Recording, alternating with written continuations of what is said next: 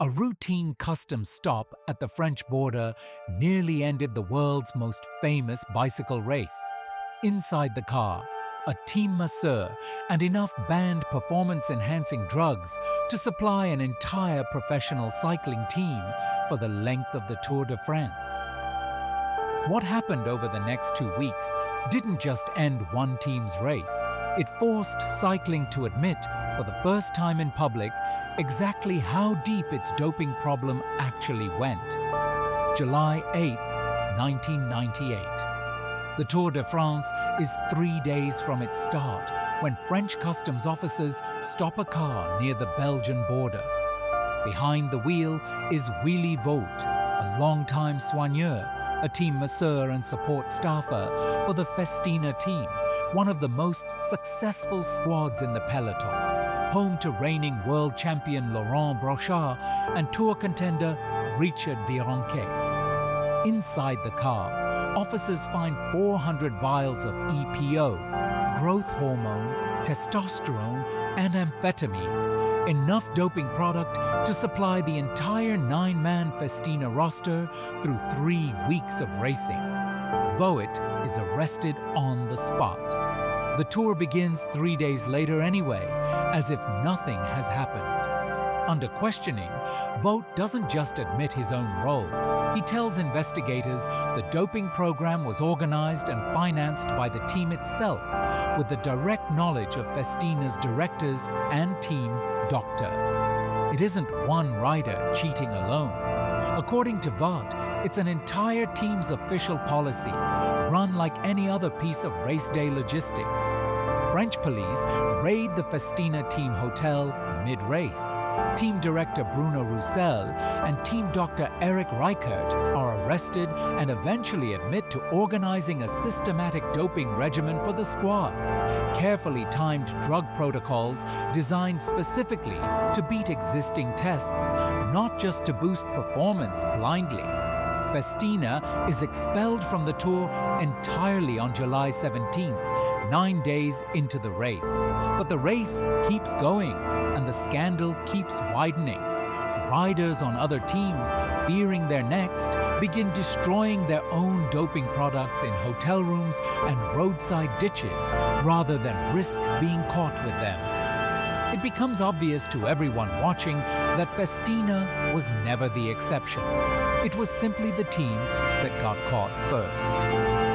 On July 29th, with police raiding hotels and questioning riders directly, the peloton stages an unprecedented protest, dismounting and sitting down in the middle of the road, refusing to continue that day's stage until the police pressure eases. Some riders tear off their race numbers in protest.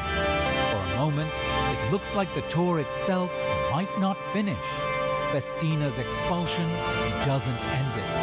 The TVM team is raided and several of its staff arrested days later. Riders across multiple teams are questioned, and some, including several members of the Spanish squads, withdraw from the race entirely rather than continue under the scrutiny. Of the 21 teams that started the 1998 Tour, only 14 make it to the finish line in Paris, a hollowed-out, chaotic conclusion to what should have been a celebration. The press dubs it the Tour of Shame, and the phrase sticks for years. What makes the Festina affair different from doping scandals that came before it isn't the drugs themselves. Cycling had faced doping suspicion for decades. It's that, for the first time, the sport's own governing structure is implicated, not just individual riders looking for an edge on their own. A French criminal trial finally opens in October 2000, more than 2 years after the arrest. Voet, Roussel, and team Dr. Reichert are convicted of supplying banned substances and given suspended sentences and fines. relatively light penalty that many observers see as a mismatch for how thoroughly the scandal had damaged the sport's credibility. Richard Virenque, the team's star rider, initially denies knowingly doping and only admits it years later in 2000, breaking down in tears in court. For cycling as an institution, the real reckoning isn't the trial.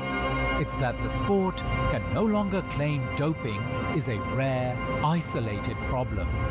The International Cycling Union and anti-doping authorities are forced to acknowledge in public that the practices Voet described weren't unique to one team. The scandal directly leads to the creation of the World Anti-Doping Agency just a year later, in 1999, the body that still oversees drug testing across nearly every Olympic sport today. It also sets the template every future cycling doping scandal will follow.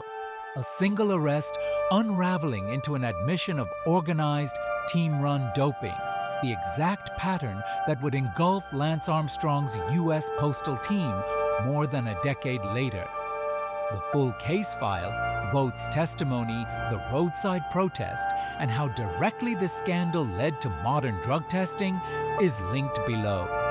New files unlock every Monday, Wednesday, and Friday. Subscribe so you don't miss the next one.